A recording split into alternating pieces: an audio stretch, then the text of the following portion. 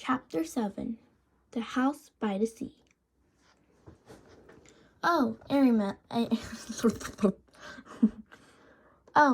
Mary, Ellen said with awe in her voice. It is beautiful. Aunt Mary looked around and nodded her head in agreement. The house and the meadows that surrounded it were so much a part of her childhood, a part of her life, that she didn't often look at them with fresh eyes. But now she did, seeing Ellen's pleasure. And it was true. They were beautiful. The little red-roofed farmhouse was very old.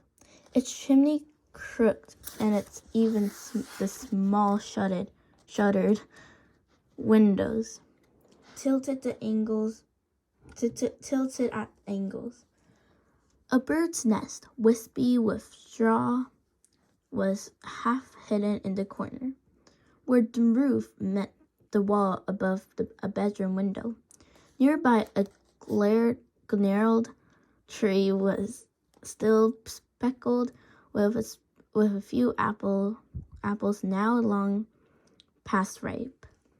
Mama and Christy had gone inside, but Aunt Mary and Ellen ran across the high grass meadow, through the late wildflowers. From nowhere, a gray kitten appeared and ran beside them, pouncing here and there upon imagined mice, pausing to lick its paws, and then darting off again.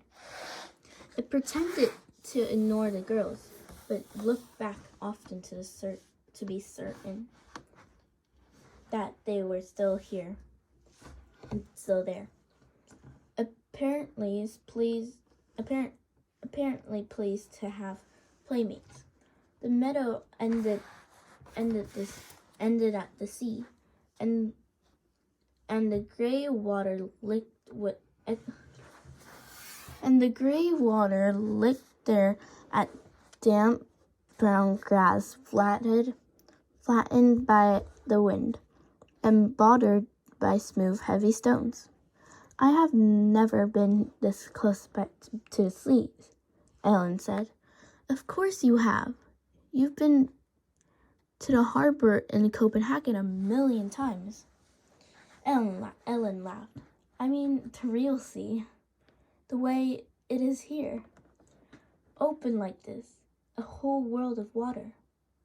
Aunt Mary shook her head in amazement. To live in Denmark, a country surrounded by water, and never to be stood at its edge? Your parents are really city people, aren't they? Ellen nodded.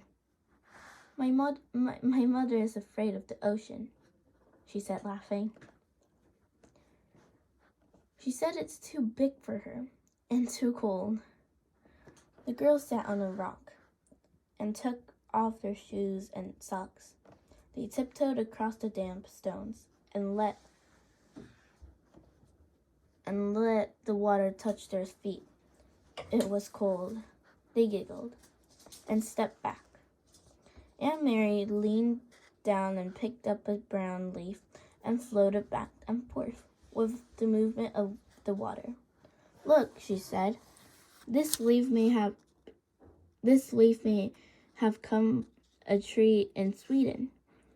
It could have blown from a tree into the sea and floated all the way across. See over there? She said, pointing. See the land way across there? That's Sweden. Ellen cupped one hand over her eye and looked across the water at the misty shoreline. That was another country. It's not so very far, she said.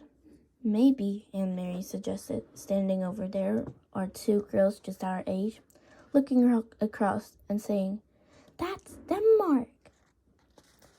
They squinted into a hazy distance as if they might see Swedish children standing there and looking back. But it was too far. They saw only the hazy strip of land and two small boats bobbing up and down in gray ruffles of separating water. I wonder if one of those is your Uncle Henrik's boat, Ellen said. Maybe. I can't tell. They're too far away. Uncle Henrik's boat is named the Ingeborg, she told Ellen, for Mama. Ellen looked around. Does he keep it right here? Does he tie it up so it won't float away? Aunt Mary laughed. Oh, no. In town, at the harbor, there's a big dock, and all the fishing boats go and come from there. That's where that's where they load their fish. You should smell it. At night, they were all there, enchored in the harbor. Aunt Mary, Ellen, Mama's voice came across the meadow. The girls looked around and saw her waving to them.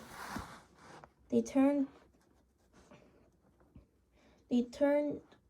picked up their shoes, and began walking toward the house. The kitten, who had settled comfortably on the stormy shore, rose immediately and followed them. I took Ellen down to show her the sea, Aunt Mary explained. And when they reached the place where Mama waited, she had never been that close before. We started to wade, but it was too cold. I wish we had come in summer so we could swim. It's cold even then, Mama said. She looked around. You didn't see anyone, did you? You didn't talk to anyone? Aunt Mary shook her head. Just the kitten. Aunt Ellen had picked it up, and it's lying purring in her arms. She stroked its small head and talked to it softly.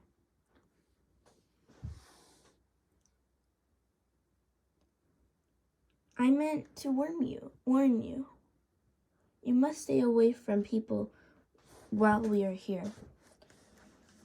But there's no one around here, Aunt Mary reminded her.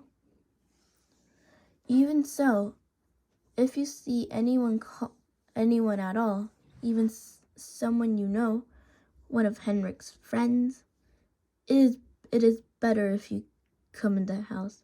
It is too difficult, maybe even dangerous, to explain who Ellen is. Ellen looked up and bit her lip. There aren't soldiers here, too? She asked. Mama sighed. I'm afraid there are soldiers everywhere, and especially now. This is a bad time. Come in and help me fix supper.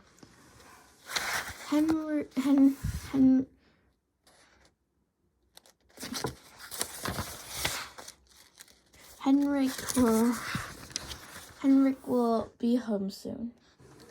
Watch the step there. It's loose. Do you know what I have done? I found enough apples for applesauce. Even though there are no sugar, the apples are sweet. Henrik will bring home some fish, and there's wood for the fire. So tonight we will be warm and well fed.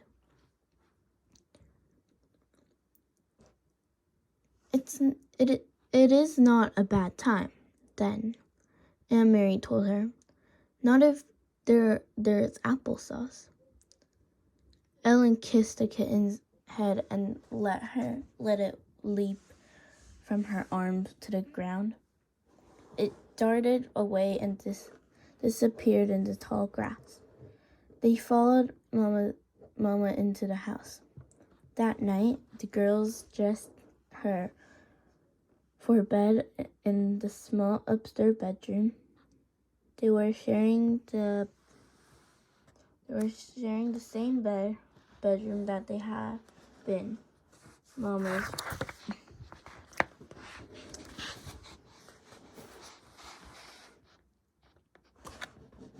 When she was a little girl. Across the hall,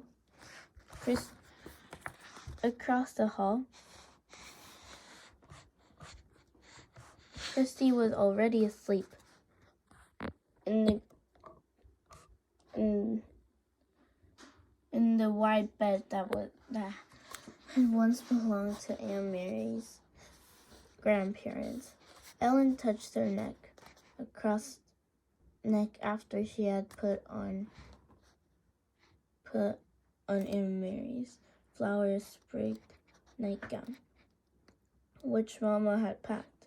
"Where's my necklace?" she asked. "What did you do with it?" "I hid it in a safe place," Aunt Mary told her. "A very secret place where no one will ever find it. And I will keep it there for you until it is safe for you to wear it again." Ellen nodded. "Papa gave it to me when I was very small," she explained. She sat down on the edge of the old bed and ran her fingers along the handmade quilt that covered it. The flowers and birds faded now and been stitched onto the quilt by Aunt Mary's great-grandmother many years before. "I wish I knew where my parents are," Ellen said in a small voice as she outlined one of the pliquid birds with her finger. Aunt Mary didn't have an answer for her. She patted Ellen's hand and they sat together silently. Through the window, they could see a thin, round slice of moon appear through the clouds against the pale sky. The Scandinavian night was not very dark yet. Though soon, when winter came,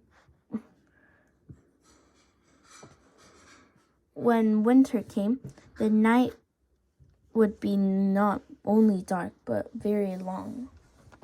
Night skies beginning in the late afternoon and lasting through morning. From downstairs, they could hear Mama's voice and Uncle Henrik's talking, catching up on news. Mama missed her brother when she hadn't seen him for a while.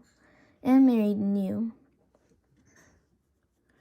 They were very close. Mama always teased him gently for not marrying. She asked him, laughing. When they were together, whether he had found a good wife yet, one who would keep his house tidier. Henrik teased back and told Mama that she could come to Gillage to live again so that he wouldn't have to do all the chores by himself. For a moment to Aunt Mary, listening, and it seemed like all the earlier times, the happy visits to the farm in the past with summer daylight extended beyond bedtime, with the children tucked away in the bedrooms, and the grown-ups downstairs talking. But there was a difference. In the earlier times, she had always overheard laughter. Tonight, There was no laughter at all.